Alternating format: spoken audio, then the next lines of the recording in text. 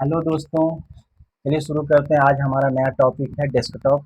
जो कल के टॉपिक में हमने बताया था कि विंडोज़ क्या है और विंडोज़ का पूरा इंट्रोडक्शन हमने पढ़ा था और विंडोज़ के बारे में बताया गया था कि विंडोज़ कितने बेस पे काम करता है, उसकी शुरुआत कब हुई, इंटरनेट कब आया, नेटवर्किंग कब आया। और आज हम लोग अगला टॉपिक पे बात करेंगे डेस्कटॉप क्या होता है। तो डेस्कटॉप के बारे में यहाँ पे बताया जा रहा है कि सीपीयू का पावर बटन ऑन करते ही बूटिंग की क्रिया होने लगती है। बूटिंग क्रिया के पश्चात मॉनिटर स्क्रीन पर जो प्रथम संरचना डिस्प्ले होती है उसे डेस्कटॉप कहते हैं। यहाँ पे बताया जा रहा है कि सीपीयू को जैसे ही हम लोग पावर बटन दबाते हैं तो एक स्क्रीन पर गोल गोल सा घूमने वाला क्रिया होती है जिसे हम लोग बूटिंग कहते हैं। बूटिंग क्रिया के जस्ट बाद ही मॉनिटर के स्क्रीन पर एक संरचना डिस्प्ले होती है, छोटे छोटे आइकॉन डिस्प्ले होते हैं। तो जो प्रथम संरचना जहाँ पे डिस्प्ले होता है, जहाँ पे आइकन व्यवस्थित रहते हैं, उसी को हम लोग डेस्कटॉप कहते हैं। यानी कि सीपीयू का पावर ऑन करते ही प्रथम संरचना जो डिस्प्ले होगा उसे ही हम लोग कहेंगे डेस्कटॉप। फिर बूटिंग क्या होता है? अब यहाँ पे तो शुरुआत में देखेंगे हम लोग कि हमने बात यहाँ पे जिक्र किया है बूटिंग। तो बूटिंग आखिर है क्या? तो अगली जो टॉपिक हम लोग बात करेंगे यहाँ पे बूटिंग। बूटिंग क्या है? तो विंडोज ऑपरेटिंग सिस्टम का सेकेंडरी मेमोरी हार्ड डिस्क से प्राइमरी मेमोरी रैम में लोड होने की क्रिया को बूटिंग क्रिया कहा जाता है। यानी कि विंडोज जो ऑपरेटिंग सिस्टम होता है वो सेकेंडरी मेमोरी यानी कि हार्ड डिस्क से प्राइमरी मेमोरी रैम में लोड होने की क्रिया को हम लोग बूटिंग क्रिया कहते हैं।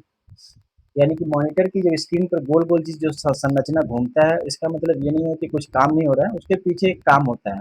काम क्या होता है? जो सॉफ्टवेयर होता है, विंडोज सॉफ्टवेयर जो होता है वो हार्ड डिस्क से उठकर रैम में आता है। यानी कि कोई भी सॉफ्टवेयर हम लोग चलाते हैं तो सबसे पहले वो क्या होता है, हार्ड डिस्क से उठकर रैम में आता है। जो भी सॉफ्टवेयर होता है वो सब हार्ड डिस्क में सेव रहता है, रैम में आता है। रैम में आने के बाद ही उसको चलाया जा सकता है। तो रैम में आने के बाद से क्या होता है, वो चलता रन करता है।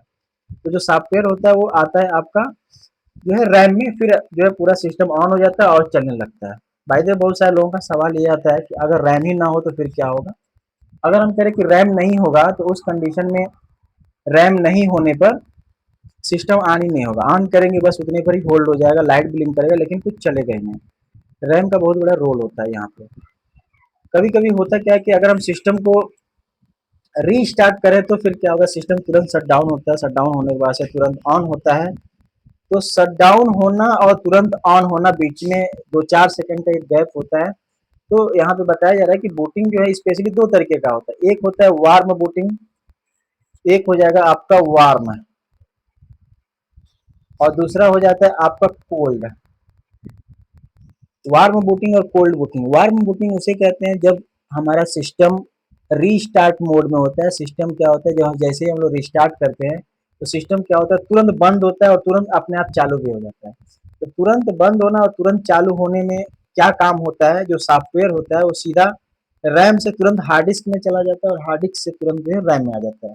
उसी को हम लोग कहते हैं वार्म बूटिंग।